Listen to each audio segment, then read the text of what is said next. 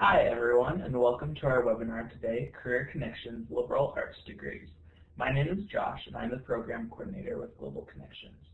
If you are experiencing any audio issues right now, please remember to go to the Tools bar and set up the Audio Setup Wizard, and that will help you to ensure that you can hear and see everything properly.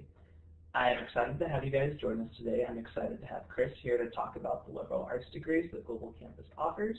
So without any further ado, here is the career counselor, Chris Miller.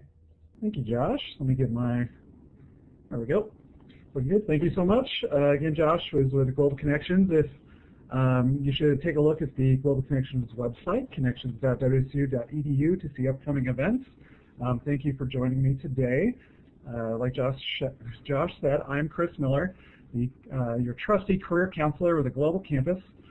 You can contact me at cmiller66@wsu.edu for any of your career development questions. So at any point you're at in that process of the career development process, if you're in the assessment process and you're unsure what you are interested in doing for work, you're unsure what you're good at, what your work values are, just contact me and I can help you with that. Or if you're in that career exploration piece, where you're kind of looking at different options, if you are in that decision-making stage after you've looked at a few different things, or if you are toward the end of it, if you're in that job-seeking stage. And so part of this presentation will kind of hit on a few different parts of that career development process.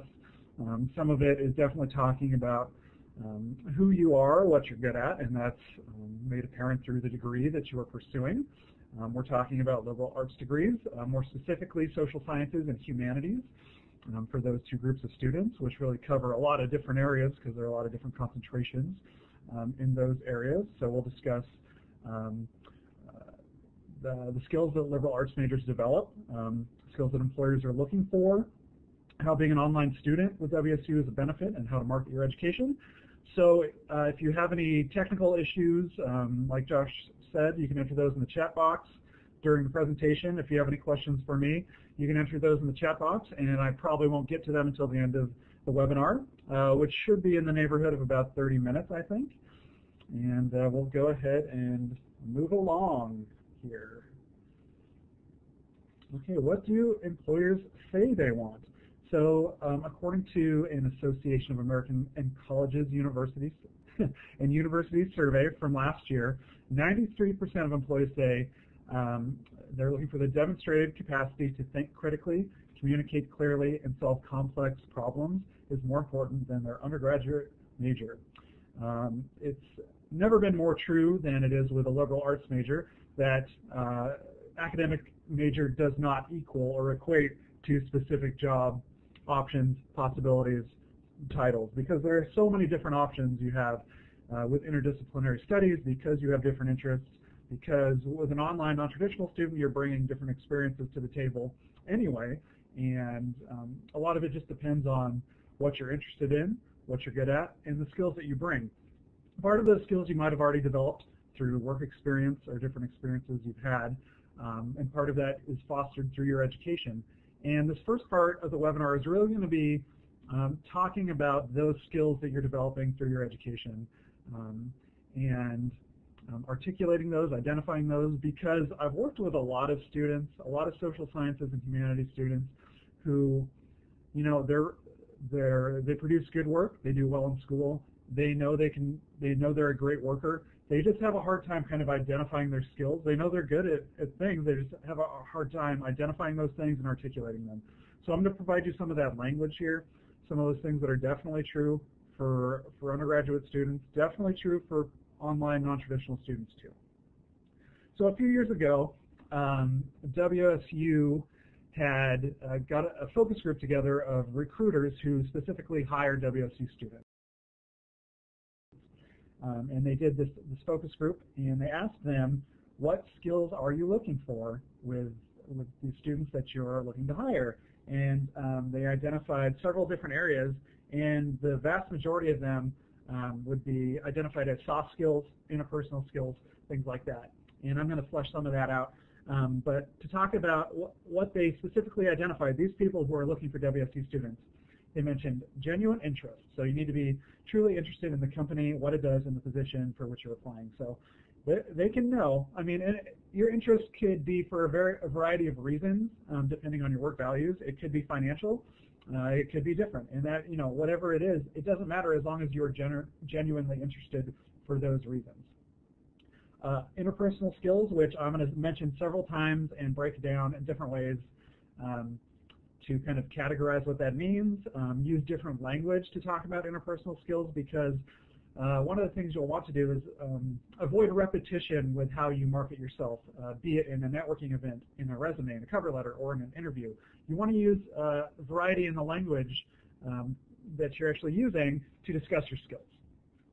So interpersonal skills, you work well with others, maintain a good relationship with your coworkers, you listen to those around you, and you take time to comprehend what is said, assimilate their requests into your tasks and your projects. You're confident, you're caring, and you're assertive. You're competent, which is, hard to kind of break down what that means specifically, but that's one of the things that they identified. They want you to create a positive first impression and follow through, admit and learn from mistakes, and accept suggestions for improvement. Show leadership potential, and they're looking for someone who is dependable, compatible, one who shows initiative, take extra courses or training outside of work on your own time. And that's one of the things that I know many, not all, but many social sciences or humanities students can do. They can try to incorporate a certificate into their academic program. So that's something to think about too. They want you to master technology and keep your tech skills current. They want you to arrive early and leave late, make suggestions, work hard to meet deadlines, volunteer for committees and projects to become noticed and recognized. You need to have strong communication skills, which I will say several times and break down different ways of doing that. Customer focused, if that's relevant to your industry, your target, and to show commitment to what you're trying to achieve. Okay. So let's talk about some of these skills that you are developing, fostering, bringing to the table as a liberal arts major. You have interests that cut across departmental boundaries, obviously. You have multidisciplinary skills. You have different concentrations. You're adaptable.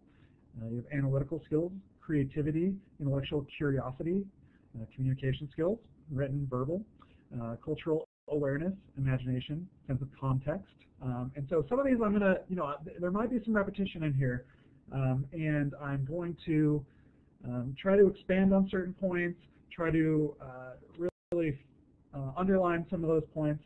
And this is just some of the language that you can use to network and communicate with employers, to market yourself, market your degree. So these liberal arts provide students with a powerful academic foundation that gives you the opportunity to develop skills, both soft and technical, especially as an online student. And these are things that employers value. Like I've said, written communication skills, analytics, time management, teamwork, organizational and problem-solving skills, understanding and using data, critical thinking, dealing with complexity and flexibility. That's a huge part of being an online student, being flexible. Dealing with the technological complexity. You're working in an online technical space, and not everything is the same from course to course, as you well know.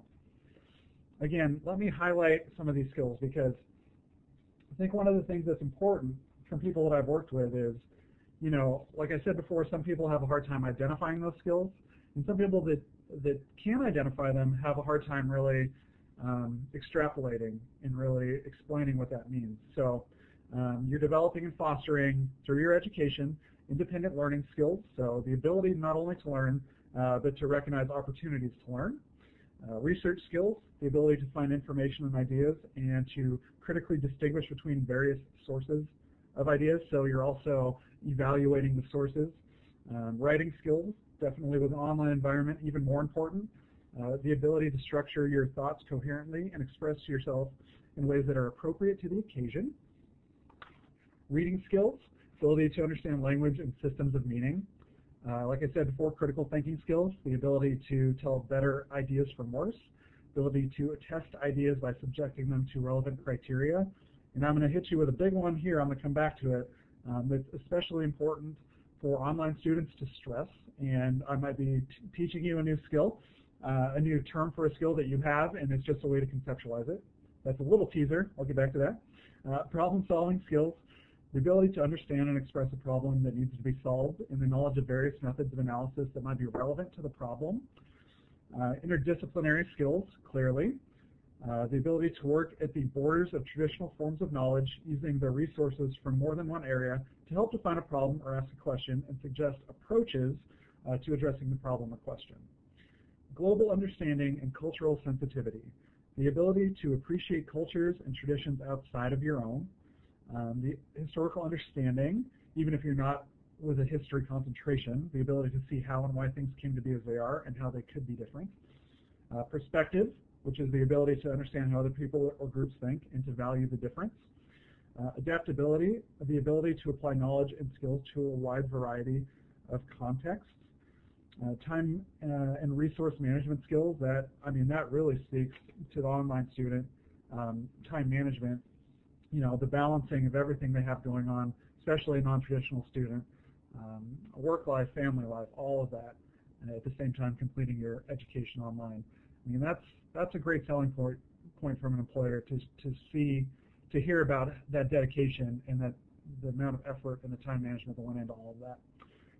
And like I said before, teaser, a little something called electracy skills. And I don't know if you've heard this term before or not, but let me enter it in the chat box so you know.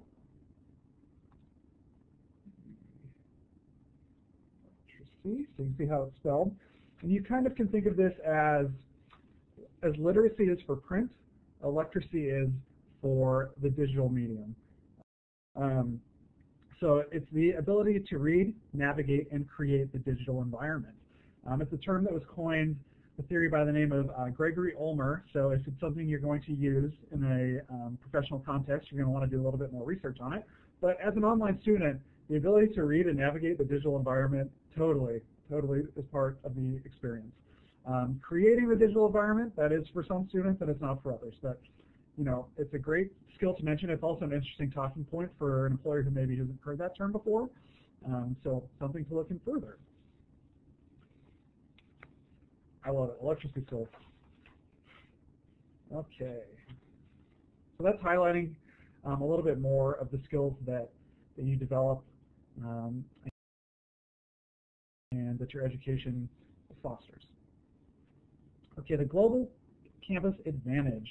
Oops, sorry, the wrong way. So again, your liberal arts education with a global campus helps you foster these skills that employers want. And I talked about some of them before. It teaches you how to write well, potentially in different styles. That's something to highlight also. You have to organize your work and life to meet deadlines, like I said, time management. You learn to convey meaning precisely, kind of communication and critical thinking. Summarizing, making arguments, drawing conclusions, research and analyze, organize, and present data logically. So to be a successful online student, as you well know, it depends a lot on self-motivation, teamwork, communication, collaboration, and mastering technologies. All of these points are things that employers who hire WSU students said that those are the things they're looking for. So self-motivation, initiative, like they said, teamwork, communication, teamwork and collaboration, interpersonal skills, communication skills, mastering technology. They literally, yep, Gregory Ulmer, that's the one. They literally said mastering technology. So,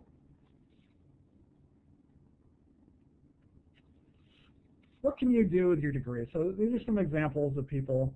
You may have had them in your classrooms as peers. These are people who are online students. These were, I think, all social sciences students, and you kind of get an idea of the range of career options.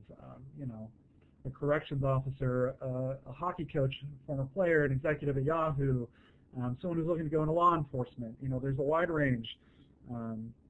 Again, education rarely equates to specific opportunity. Even in the case of someone who's an accounting major, they ideally are someone who prefers working with numbers and data and less interested in working with people. But that doesn't necessarily mean they're going to go from their accounting major to financial accountant. They could go in a totally different direction. They could become an actor. They could become a police officer. It's important to remember that education doesn't equal occupation. The important thing is to foster skills, to develop skills, and identify those and be able to explain them to an employer in order to solve their business needs and their business problems. Okay, so yeah, I mean, I've worked with people who have gone on to be lawyers, tech execs, IT managers, claims adjusters, sales directors, high school teachers, library techs, nurses, social workers, et cetera, et cetera, et cetera, et cetera, et cetera. It goes on and on and on and on. The options are endless. And here are some other people that are quite famous, I'm sure you've heard of. You've heard of some of them, I'm sure. History, English, and philosophy majors that went on to do things like founding a major news network. Bain Capital also kind of ran for president, no big deal. CEO of Goldman Sachs, co-founder of PayPal, activist, investor, Nobel laureate in medicine, hedge fund manager. So, I mean, with a liberal arts degree, it's about the skills that you develop and the things that you learn along the way, not how that applies directly to a specific occupation. It's all about what you want to do and how you can bridge the gap between what you're good at and what an organization's needs are.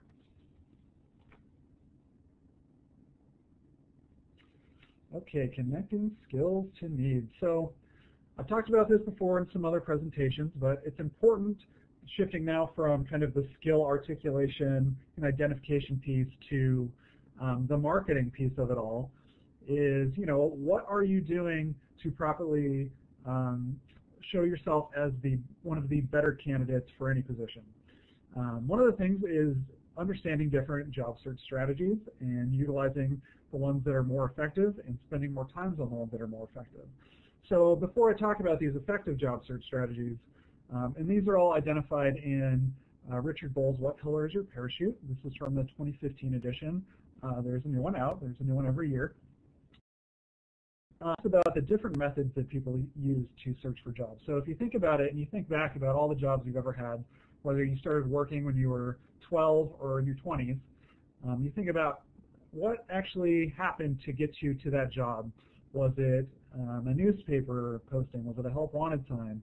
Was it someone you knew who needed help?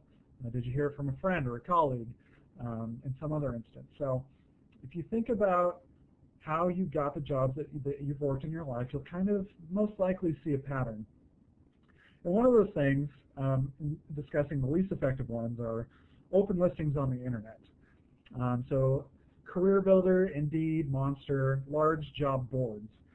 This is one of the first things that job seekers do in general when they're looking for a job, and it has a 4% success rate. So 4 out of 100 people using that method will get some kind of a job offer. So if you bump that up to a Craigslist example, or kind of what used to be a newspaper listing, and you can still find online newspaper listings for jobs, the success rate increases to 5%, which isn't a whole lot, but that range is actually 5 to 24% depending on what you're looking for. So if you're looking for a job with a higher salary, it's a 5% success rate. If you're looking for a minimum wage job, it's a 24% success rate. So that's pretty good depending on what you're trying to do. But most students aren't in that position, so they're looking for something to move on past college education. Another thing used to be just randomly mailing resumes to people. Today the equivalent is just posting them to one of those job boards. So not applying directly to a position, but just posting it for all the recruiters' eyes to find. And that has about a 7% success rate. So those are some of the least successful job search strategy methods. And what you'll think about is also, those are some of the ones that are more popular, they're easier, it seems to be what people spend more time doing. So it's important to know what works best so you can figure out how to properly manage your time and focus your energy. And so if you're researching target employers and then making contact by phone, it has a 65% success rate. If you're introducing yourself in person when possible and just showing up and introducing yourself without any kind of prior contact, 47% success rate.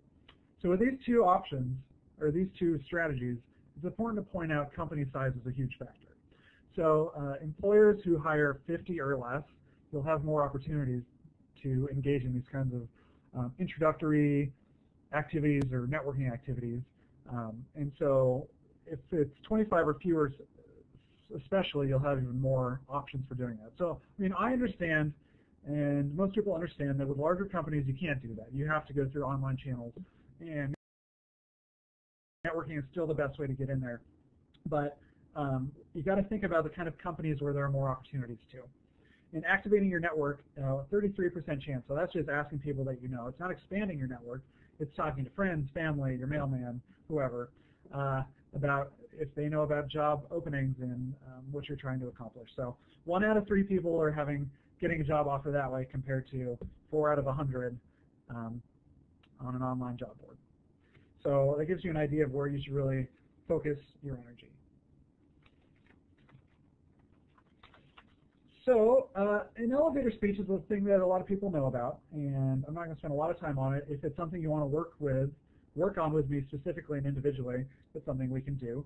But in general, most people know that it's your personal pitch to summarize your background, skills, your goals, and how you can solve your target businesses or organizations' problems in about 30 seconds. So the idea is the time it takes to go from the bottom floor to the top floor of a corporate building to kind of make your pitch to say, hey, this is what I'm good at, this is how I can help you, how can I help you?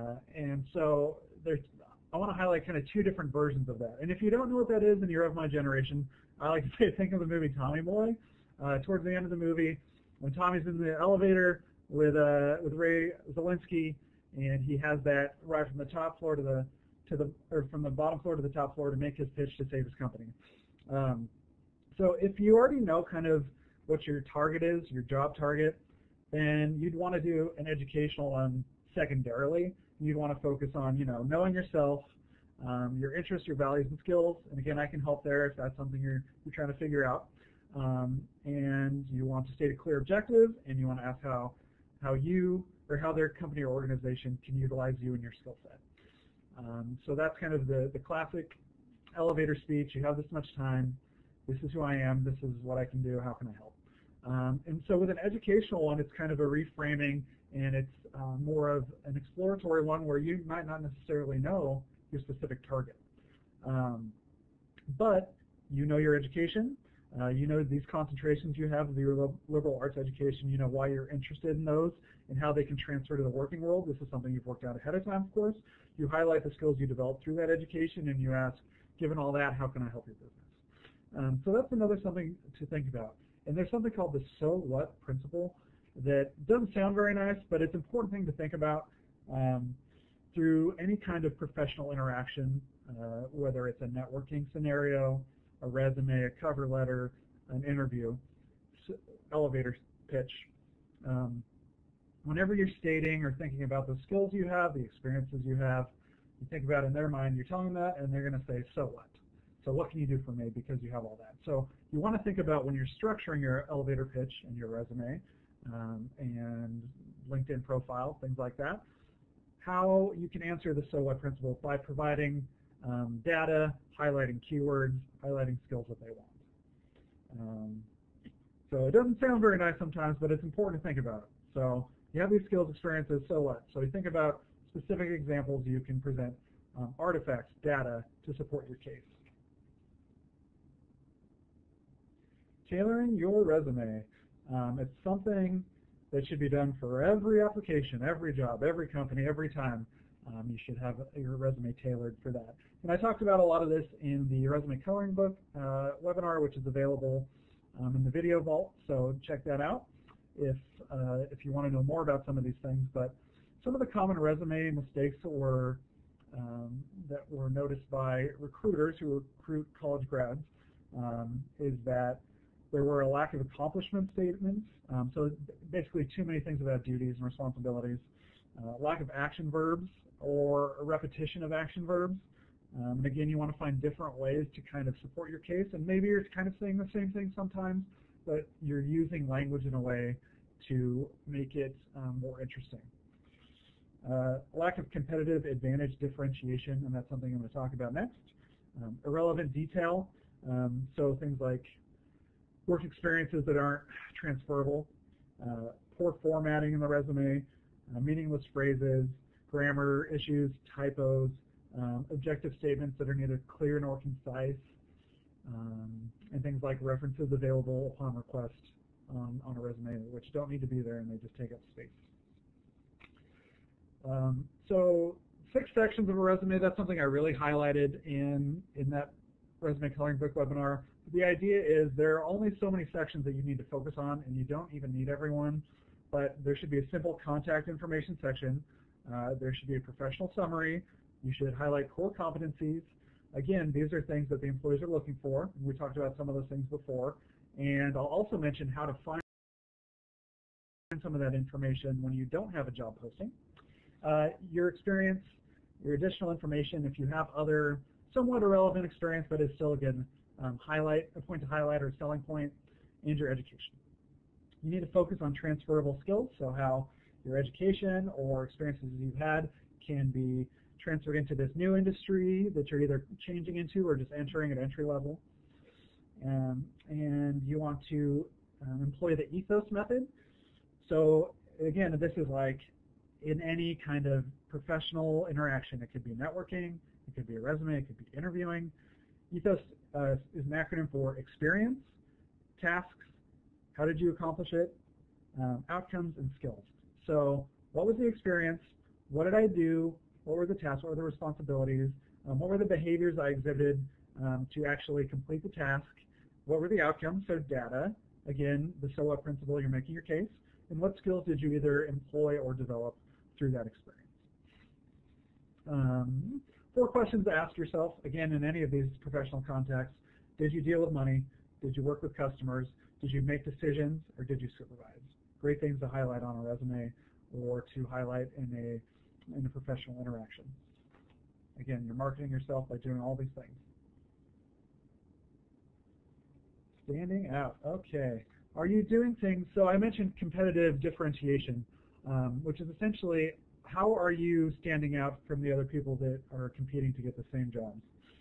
And so I don't only mean this in kind of your resume or these professional artifacts that you're producing. I also mean how you go about job searching and how you are preparing yourself mentally also is an important thing that we'll talk about. But so one of the things I just covered, tailoring your resume. So are you tailoring your resume for every application? That's one way to stand out from others who aren't, because people aren't. Trust me, they aren't. Are you highlighting keywords from the job posting? And if there is not a job posting and you're doing it through networking channels, there are other ways to find some of those keywords, which I'll show you. Are you highlighting your skills? We talked about the skills. Are you able to articulate those and provide supporting information about data? So what was the quantity of your work? What was the quality of your work? What was the impact of your work? What was the scope of your work environment? These are all ways to kind of produce language to help you differentiate yourself from the competition. And like I said, I was going to show you a way to kind of find those keywords when they're not available to you. And I will do a brief web tour of the Occupational Outlook Handbook, which I know I've done before, which is a great researching tool. And so whenever you're looking for information about a specific career, I mean, I think this is the first place to start. This is the best place to go. And this is updated every year or so, and it shows how job clusters or specific titles are, if they're growing or declining, or if they're stagnant. So you have an idea if something you're looking at getting into is maybe on the way out. But also information about how to prepare for those jobs, how much they make, salary information is there. So a lot of great information. And since I'll do corrections officer, since that was one of the examples from earlier. So let's say you're interested in becoming a corrections officer. There's a correctional officer listing at the top. I click on that. Oh, and it's going to pop me out. Didn't want that. Let's see if I can keep it within the web tour. Not new window. Oh, it's still going to pop. Okay, but what it's showing me is to find keywords. The first section is a summary. It shows everything, but I want to know what they do, because I'm looking at what employers are looking for when they're looking for correctional officers. So one of the first things they highlight are duties. They enforce rules and keep order within jails or prisons, supervise activities of inmates, aid in rehabilitation and counseling of offenders, inspect facilities to ensure that they meet standards, search inmates for contraband items, report on inmate conduct. So you already are given some keywords to work with when you're developing some kind of professional material or getting ready to network. Talk about any kind of course, experience you have with jails or prisons and law enforcement, supervision, any supervisory experience, rehabilitation and counseling, if you have any experience in those areas, facilities inspections, search, and if you're knowledgeable, if you have knowledge of search and seizure rules and laws, and reporting on conduct. So what kind of actual physical reporting you have knowledge of. So if you know how to create inmate reports and conduct reports, that's something you want to highlight. So in an instance where you don't have that that job listing, you can use a tool like this, or this specifically, to find information that you can really populate a resume or a cover letter with. So just a short, brief example of one thing you can do to help yourself stand out also is to have that targeted search, that targeted job search. Some of the other things I was talking about, more of a mental competitive differentiation. Are you networking? Because others aren't. Are you looking into your, if this is applicable, your local Chamber of Commerce website, the calendar of activities? There's a newsletter often, a membership directory. That's a networking resource right there. Are you looking into professional organizations that could be relevant to what you're looking to do? Are you coping with a difficult job search because other people have a hard time doing that and they give up? And that can lead to a bevy of other problems. Do you cultivate strong working relationships? Do you follow the formula for success? So a guy by the name of Sean Achor, he does TED Talks. There's been a couple pretty famous ones. He focuses on positive psychology and makes the connection between happiness and success. And he says that most people believe that the formula for success is how hard you work directly affects how successful you will become, and how successful you become defines how happy you will be. And so he challenges us to not follow that formula for success, but rather to reverse it.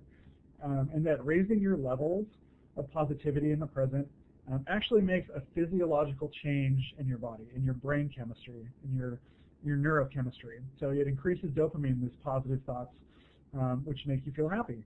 And it turns different learning centers on in the brain, allowing you to adapt to your surroundings in a different way.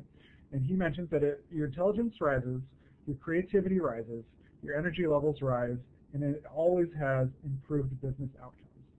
So it's kind of a reverse way to think of it. And for some people, it's not something you can just do, but it's something to think about in terms of competitive differentiation. Are you bringing a positive attitude to the table?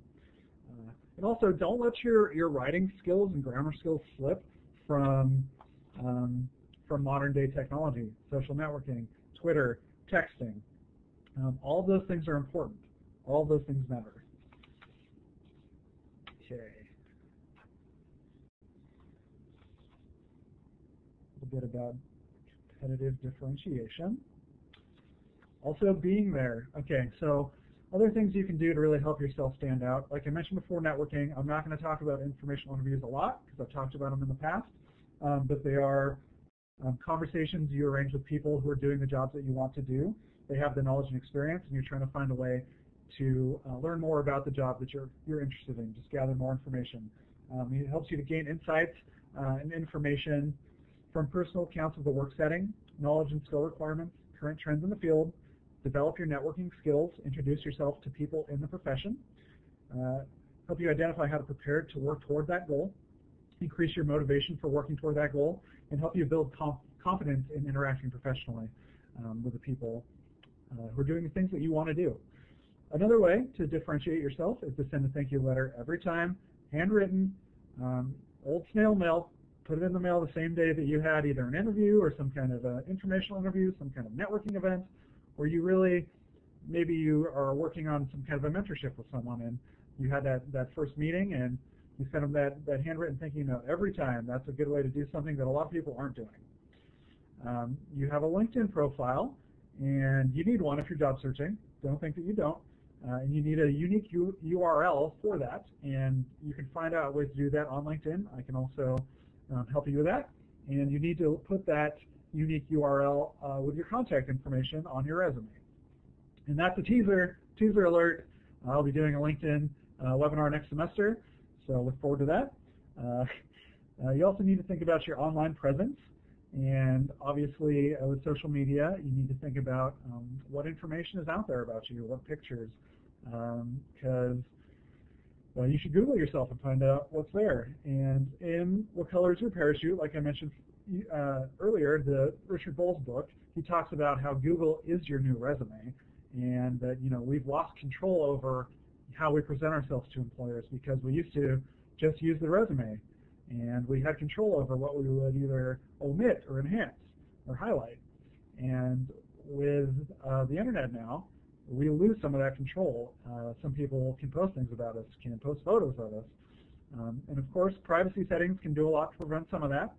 But no matter what, there's always some employer who has ways to work around those privacy settings. 91% of U.S. employers have looked up a candidate's social network profile, and of those 91%, 69% of those have rejected a candidate because of the results. So the important thing is to edit yourself and whatever is existing about you before you make that contact, before you submit that resume.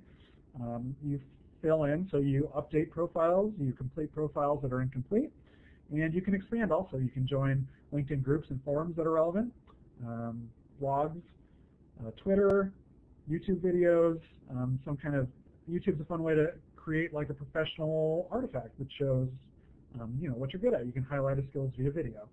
So all of those things are really important to think about, and are things that you can do to market your degree and differentiate yourself from the competition.